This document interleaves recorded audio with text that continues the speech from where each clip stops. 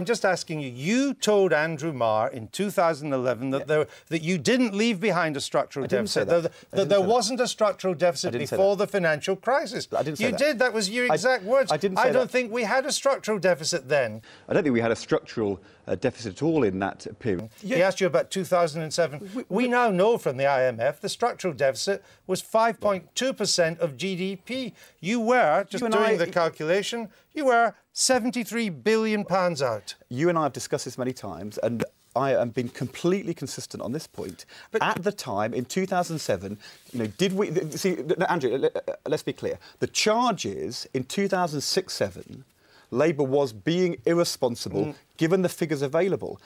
The answer is that at that time, given the figures available, there was not a structural deficit on the current account. In retrospect, of course there was. I've never denied that. I just want to go through this again. You told Andrew Marr 4 years after 2007 that there was still no structural deficit. I didn't say that. We now know that there was a £73 billion structural deficit. Andrew, would it not be wise just to say, I was wrong? Look, I got it wrong. You've got to not simply stick to the Tory briefing line, who are trying to make that point. I have not I have not read the Tory briefing. I have not spoken to the Tories. A year ago, I've read the IMF document. They say there was a £73 billion structural deficit. You told Andrew Marr there was none. Come on. You were wrong. The IMF was right. I don't think we had a structural deficit at all in that period.